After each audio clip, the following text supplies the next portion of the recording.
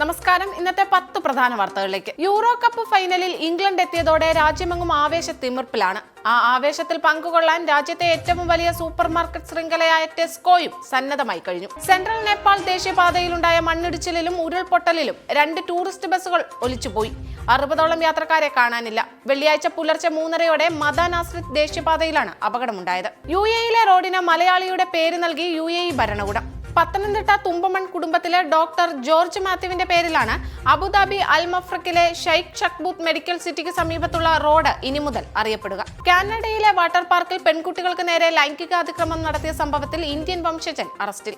July 7-നാണ് പാർക്കിൽ വെച്ച കൂട്ട ലൈംഗിക അതിക്രമം ഉണ്ടായതെന്ന് പോലീസ് ഉദ്യോഗസ്ഥർ പറഞ്ഞു. ഡൊണാൾഡ് ട്രംപുമായുള്ള സംവാദത്തിലെ മോശം പ്രകടനത്തിൽ വിമർശനങ്ങളും മത്സരത്തിൽ നിന്ന് മാറി നിൽക്കണമെന്ന മുറവിളിയും ഉയരുന്നതിനിടെ തുടർച്ചയായി നാക്കുപിഴയുമായി US പ്രസിഡന്റ് സ്ഥാനത്തേക്ക് വീണ്ടും മത്സരിക്കാനൊരുങ്ങുന്ന Joe Biden. Ukraine president Vladimir സെലൻസ്കിയെ റഷ്യൻ പ്രസിഡന്റ് വ്ളാഡിമിർ പുതിൻ എന്നും കമലാ ഹാരിസിനെ വൈസ് പ്രസിഡന്റ് ട്രംപ് എന്നും വിശേഷിപ്പിച്ചതാണ് ഒടുവിലത്തേത്.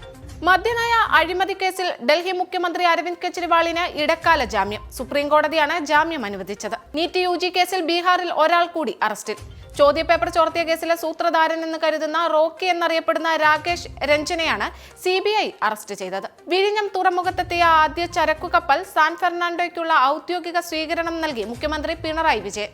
കേന്ദ്ര തുറമുഖ വകുപ്പ് മന്ത്രി സർബാനന്ദ സോനോവാൾ ചടങ്ങിൽ മുഖ്യാതിഥിയായി. വിഴിഞ്ഞം തുറമുഖത്തിന്റെ ക്രെഡിറ്റിനെ ചൊല്ലി മുന്നണികൾ തമ്മിൽ തർക്കം രൂക്ഷം. ഉമ്മൻചാണ്ടിയുടെ ഇച്ഛാശക്തിയുടെ പ്രതീകമാണ് വിഴിഞ്ഞമെന്ന് പ്രതിപക്ഷ നേതാവ് പറഞ്ഞു. കരിയറിലെ അവസാന ടെസ്റ്റ് കളിക്കുന്ന ഇംഗ്ലീഷ് ഇതിഹാസ പേസർ ജെയിംസ് ആൻഡേഴ്സണ് അപൂർവ ലോക റെക്കോർഡ്.